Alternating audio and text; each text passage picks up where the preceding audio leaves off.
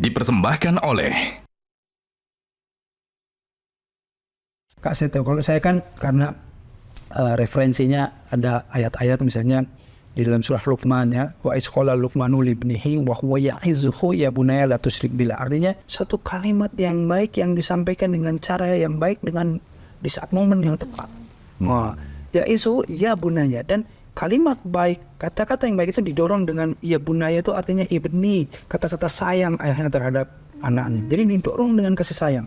Baru kemudian isinya la tusyrik billah gitu. Jadi jangan kamu bersekutukan Allah. Jadi cara ayah bicara sama anaknya harus dengan kalimat yang baik, cara yang baik, waktu yang baik, dan harus didorong dengan kasih sayang. Barulah kemudian anak itu memahami isinya. Kalau enggak, seringkali anak-anak cuma tahu marahnya doang. Iya kan? Kalau misalnya nak, kamu kenapa enggak tahu ayah marah, enggak tahu ibu marah, pesannya hilang. Nah, ini yang saya ingin Kak Seto di dalam pengembangan membelajarkan anak dan lain-lain, ini bagaimana nih Kak Seto sesuai dengan ayat tersebut Kak Seto? Iya, saya kira benar sekali ya. Itu juga cocok dalam ilmu psikologi. Bahwa kunci menuju ke benak anak, ke otak anak itu adalah kalau dibuka dengan kunci kekuatan cinta, kasih sayang. Jadi yang disentuh bukan logikanya, tapi afeksinya, hatinya, perasaannya, afeksi, senyuman, nada yang indah, lembut, belayan, begitu. Aduh, terima kasih Boim. Nah, ini baru nih adab yang baik, etika yang baik, tamu dikasih minum. Silakan nih Kak Seto. Kak Seto. Astagfirullahaladzim. Apa kabar Kak? Alhamdulillah baik Saya Kak tahu Boim. figur Kak Seto tuh dari SD loh. Lagunya apa Kak Seto? Wah banyak, si Komo. Gimana lagunya? Si Komo, terus Macet lagi. Gara-gara si Komo lewat. Tapi aku nggak tahu Komo apa. Komo itu komodo. Kan video klipnya Komodo. Silakan ini. aku boleh foto nggak? Aku mau kasih tahu ibuku. Boim nanti ada waktunya. Boim kita lagi bicara nanti. So nanti kita duluan. Iya. Sopan loh kamu. Iya, betul. Nanti Boim ya, nanti di luar ya. Ini lagi bicara. Tuh anak-anak sekarang itu suka begitu Kak Seto. Tiba-tiba Ya udah baik. Iya, Kan baik. itu nanti aku tunggu di pantry ya. Iya, Jadi baik. pas Kaseto di pantry juga sekalian buat teh sama aku ya. Boleh. Tuh kan Kang. masuk Sopan, disuruh Kang. bikin teh Kak Seto. Lebih natural kontennya Kak. Balik lagi ke konten lagi. Kamu jangan Boim. memandang semua orang jadi konten. Ini Kak Seto orang lagi pengen denger nasihat dan lain, kamu mau bikin konten. Ngawur. Iya, baik. Ya. Ya Boim. Nah nanti deh insya Allah ya. Nah itulah Seto. Jadi baru kita bicara tentang masalah adab dan Iya. saya tuh ingin tanya anak-anak sekarang itu kayaknya apakah karena kekeluargaan gitu atau memang kalau kita kan menjaga etika ya, masa sama orang tua kadang-kadang ngomong nama gitu ya, kadang-kadang manggil orang tua tuh kayak manggil teman gitu. Itu gimana sih Kak? Kelihatannya kayak modernisasi itu kayak kesana, padahal nggak etis itu menurut saya. Iya, saya kira nilai-nilai ilmu atau adab ketika perlu diajarkan. Kadang-kadang mereka yang lupa atau yang tidak mengenal tadi etika tadi yang tidak pernah diajarkan di dalam keluarga. Dan mengajarkan kepada anak tentu juga dalam bahasa anak. Oh dalam bahasa Bukan- anak ya? Ya, bukan sekedar seperti apa mereka seolah sudah perguruan tinggi atau sudah dewasa lalu dengan bentakan-bentakan tidak, tapi ya dengan dongeng saja. Oh pantesan Kak Seto banyak kisah Ya, gitu ya. dengan lagu-lagu misalnya. Jadi menyentuh hati anak dalam bahasa anak sehingga anak menerimanya juga lebih optimal. Gitu. Iya. Dan ini yang kadang-kadang dilupakan oleh kita orang dewasa, dan yaitu kekerasan terhadap anak juga di mana-mana. Iya betul. Padahal kekerasan itu akan menjerumuskan mereka menjadi pelaku kekerasan Iya, juga. betul. Dan yang tadi tidak mengenal hal-hal seperti etika, adab, sopan santun dan sebagainya. Iya, saya melihat bahwa kelihatannya kayak ada yang kalau nggak seperti ini nggak modern. Padahal di budaya kita ya, ini kan sesuatu yang tidak bisa diterima. Itulah kenapa kalau adab atau etika itu bergantung kepada daerah juga ya, tergantung kepada ini adab di daerah sini begini, etika di sini begini. Tapi kalau apa nggak menyeluruhkan gitu. Nah, saya juga melihat agak prihatin ya. Kita kan selalu cium tangan Kak Seto ya, kita menunduk gitu ya.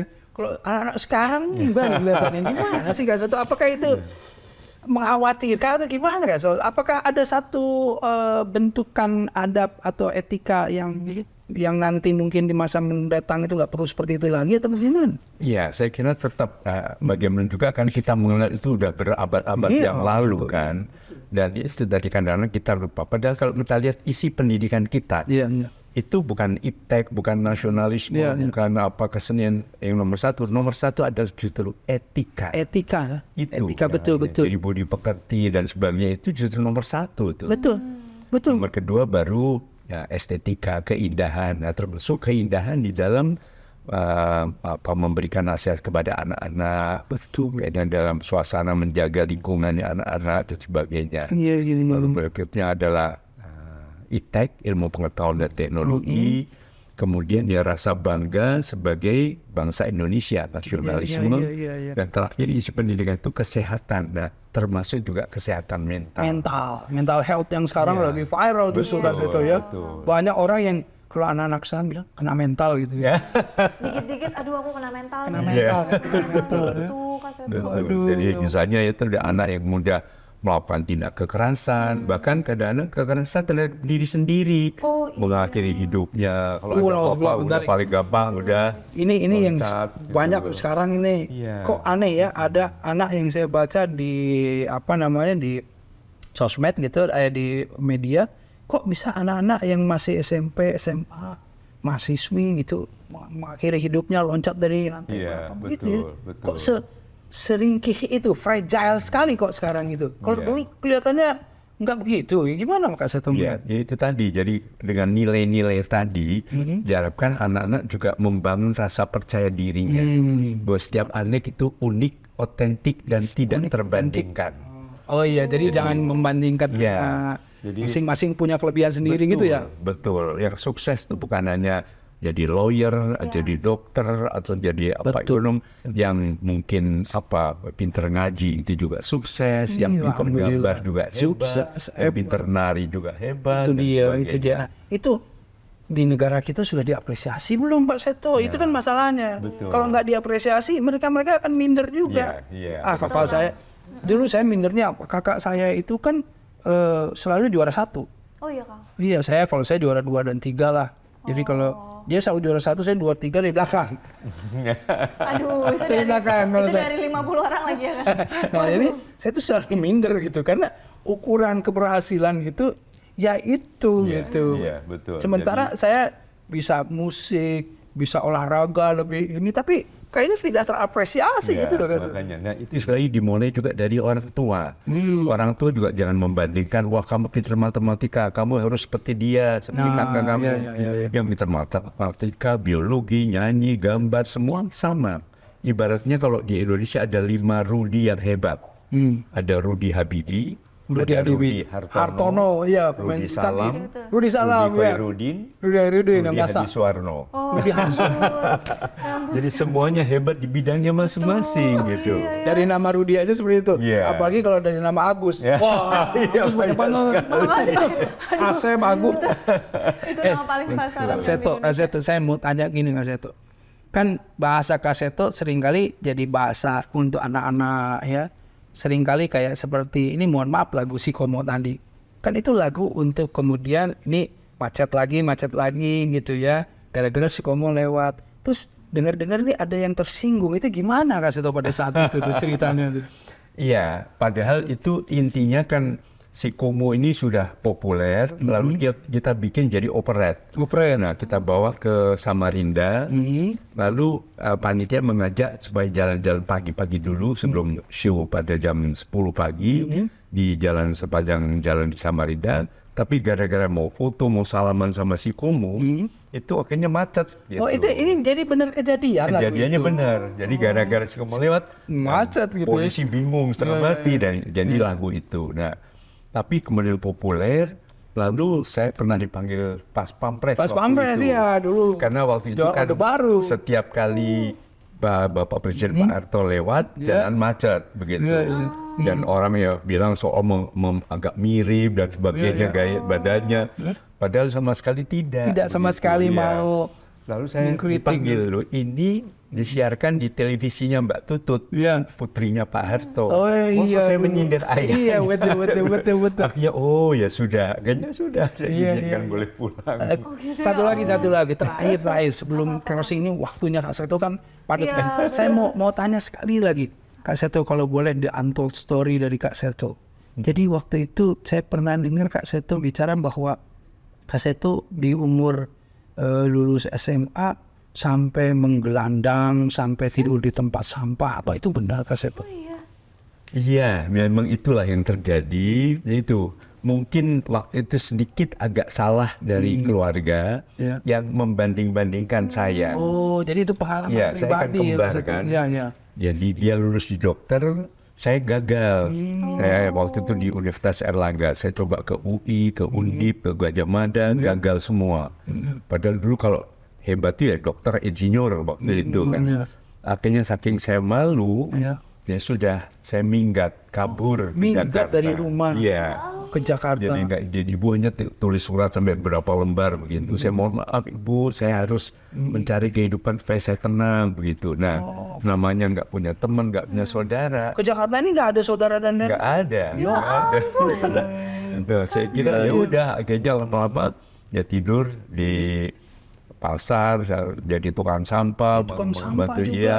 Nah, Dan akhirnya juga tidurnya waktu itu ketat penjagaan dari petugas waktu itu, nggak boleh di emperan toko. Akhirnya tidurnya di tempat sampah 7 bulan, merasakan nikmatnya indahnya di tempat sampah. Tapi itu yang mengajarkan saya penuh rasa syukur. Iya. Pokoknya bersyukur soal bangun tidur, alhamdulillah masih sehat, masih kuat. Gitu. Akhirnya 2 bulan jadi office boy. Nah akhirnya saya dapat tempat 7 tahun jadi pembantu rumah tangga. Oh jadi PRT juga. Iya, itu kerja dari setengah 5 sampai jam 11 malam. Tapi ya ini benar-benar berwarna sekali gitu Kak Seto. Belum ada kamarnya di bekas kamar bekas tempat ada anjing ya waktu itu ya sudah nggak ada. Iya, tapi itu tadi saya selalu penuh rasa syukur, selalu pokoknya hanya dengan kekuatan doa akhirnya bisa sambil kuliah. So, saya gagal di kedokteran, akhirnya banting setir ke psikologi, akhirnya jadi guru TK di tempat Pak Kasur juga. Oh ya, Pak Kasur ya, Bu Kasur, Pak Kasur ya. Di situ. Itu Lama guru SD, SMP, SMA. Alhamdulillah sekarang jadi guru besar, Bunda. Ini the untold story-nya Kak Seto ya. Jadi Kak Nadira bisa kita lihat betapa jangan patah hati. Iya. Semua anak-anak di semua kota, di semua negara, di semua rumah jangan sampai patah hati ya, karena lihat Kak Seto ya, saya tidak bisa membayangkan orang sesukses ini Kak Seto itu pernah mengalami hal seperti itu. Kak ini sangat menginspirasi sekali Mbak sangat menginspirasi sekali itu. Jadi terima kasih ya, jazakumullah khair atas waktunya, atas inspirasinya, atas nasihatnya dan semangatnya buat kita semua. Jangan saya juga belajar banyak dari Ustadz Eriko. Belajar dan Kak Nadira juga. Belajar. Jangan bosen-bosen kesini ya. Siap. Saya akan ikuti terus programnya. Alhamdulillah. Kalau udah Kak Seto udah dukung, alhamdulillah. Aman juga. Kak, terima kasih Kak. Iya, baik. Alhamdulillah. Mohon izin. Iya. Aduh, Assalamualaikum. Ya, waalaikumsalam. Ya, Iya. Assalamualaikum. Ya. Aku antar ya. Oh iya, baik. Iya. Terima kasih sehat-sehat terus ya. Amin, ya Rabbal Alamin. Ya. Ya.